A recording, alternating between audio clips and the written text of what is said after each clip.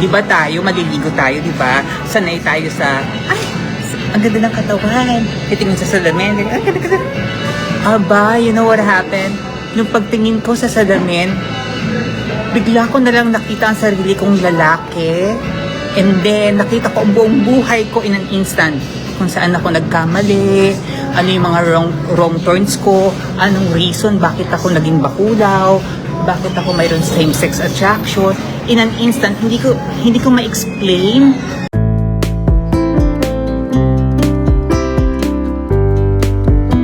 Matapos ang matagal na pananahimik sa social media, muling naging usap-usapan si Maria Sofia Love, isang kilalang transgender influencer na sumikat sa mga viral na video kung saan siya ay nagvi-video habang naglalakad sa iba't ibang lugar maging sa abroad. Marami ang nagulat sa kanyang latest video kung saan nagbago na ang kanyang anyo. Ayon sa kanya, nagising na lamang siya isang umaga at na-realize niya ang kanyang tunay na pagkatao. Aniya, hi again, salamat sa lahat na nakaalala. Di ko na maisa-isa. Talagang naglakas loob lang ako bumalik kasi gusto ko lang share ang ginawa ng Diyos sa buhay ko, at sa mga makikinig, salamat. Sa hindi, okay lang din. Pwede palang magbago at mapagaling. Ang buhay ng isang transgender may iba palang daan. Di lang pala pagpopoka, pangha-Harvard, pagpapaganda, patalbugan, kemehan at lokohan, or pagsandal sa afam ang buhay. May maganda palang alok. Ang Diyos na magandang buhay, sa mga gusto siyang makasama. Nagpapalakas pa ako ng loob, and one of these days sana makabonding tayo. Mensahe niya sa lahat. Kamusta kayo?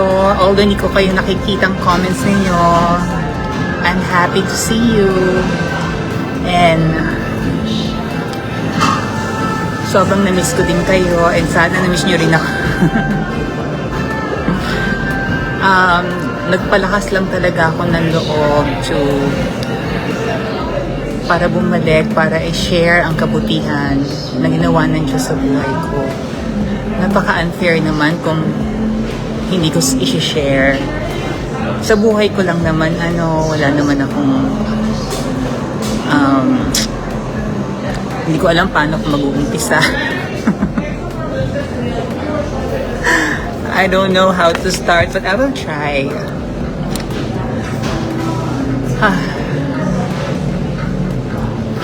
Hindi ko alam na nung bumagsak pala ako sa buhay, hindi ko alam na doon lang na gumuho yung wall ko, yung mga walls, na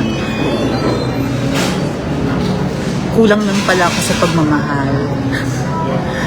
Lumaki akong kulang na kulang sa pagmamahal. So, hinanap ko yun sa mga lalaki, approval, wow, you're so beautiful. Wow, hinanap ko yun sa pagpaparitoke, pangaharbat. Basically, yung pagmamahal na kulang na yun sa puso ko, hinanap ko siya sa mga material na bagay na mga nawawala, nasisira, nabubulok. Kaya pala pighati ang ending ng lolo mo. And then ayun, from that point of my life,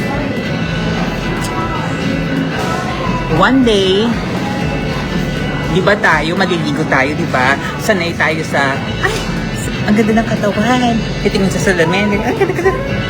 Aba, you know what happened? Nung pagtingin ko sa salamin, bigla ko na lang nakita ang sarili kong lalaki. And then, nakita ko ang buong buhay ko in an instant. Kung saan ako nagkamali, ano yung mga wrong turns ko, anong reason, bakit ako naging bakulaw, bakit ako mayroon same-sex attraction. In an instant, hindi ko ma-explain kung anong nangyari, pero it's misteryoso. Hindi ko ma-explain, na alam ko Diyos lang nakagawa noon. Nabigla akong naliwanagan kung sino ako, ano ako, at saan ako patungo, kung bakit ako ginawa. Tapos, sobrang na-shock ako. And then, the next day, bigla na lang akong nagtuloy-tuloy na, napakagaan ng buhay, nakaramdam ako ng matinding pagsisisi sa puso. And then, doon na nagbago ang buhay ko nung tumalikod na ako sa mundo. Yun.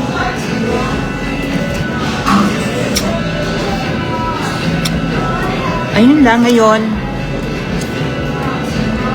Hindi ko alam yung hinahanap ko. Diyos lang pala yun. Totoo pala ang Diyos. Totoo pala ang Diyos na siya lang yung hinahanap ko, na nung napuno na siya sa buhay ko, wala na akong ibang gusto, kundi siya lang. Wala nang kagat ang mga material sa akin. Hindi ko na kailangan ng approval. Hindi ko na kailangan ng kung ano-ano, bonus na lang yung mga yan. Parang natahimik yung puso ko. Yung tipong nai-excite ka na sa kamatayan mo kasi gusto mo na siyang ma-seal. Ayaw mo na siyang mawala pa. So, hindi ko alam paano ko i-share kasi dapat ma-experience eh. Kailangan yung ma-experience talaga. Punong-puno ka ng pagmamahal, punong-puno ka ng kaligayahan na alam mong hindi galing sa'yo, hindi nawawala, hindi nasisira. I don't know, it's weird kung ano pa yung nakikita mo sa mga mata mo in your visible eyes. Siya pa yung hindi totoo. Kung ano pa yung hindi mo nakikita, siya pa yung totoo. Ayun lang.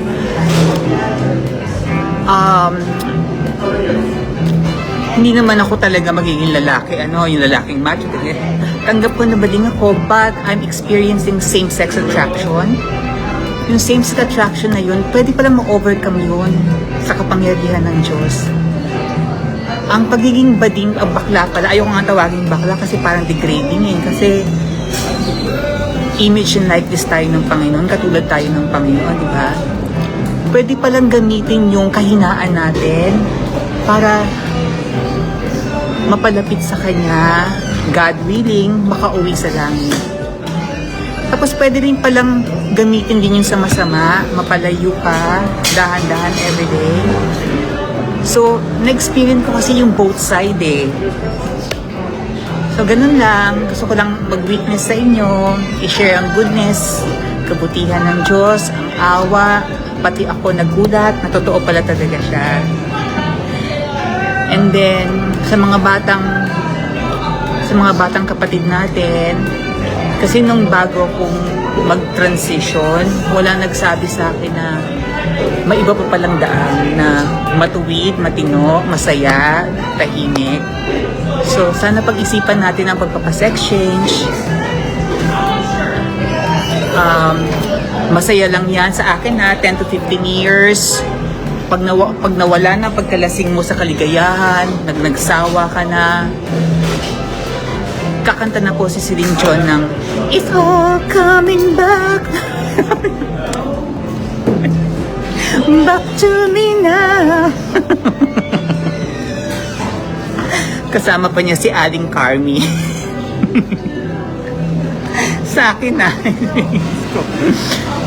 So, I just wanted to be simple and short, and natuwa ako. Hindi ko nakikita ang comments niyo. Hindi ko na alam paano itong gamitin itong video na to eh. So, sana mahanap niyo din ang totoong kaligayahan na hindi nakikita, na walang hanggang, na hindi ko ma-explain. You have to taste and see the goodness of God. Ganun lang.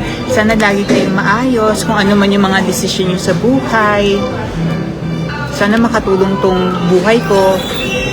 At sana wag nyong gayahin yung mga ginawa ko dati.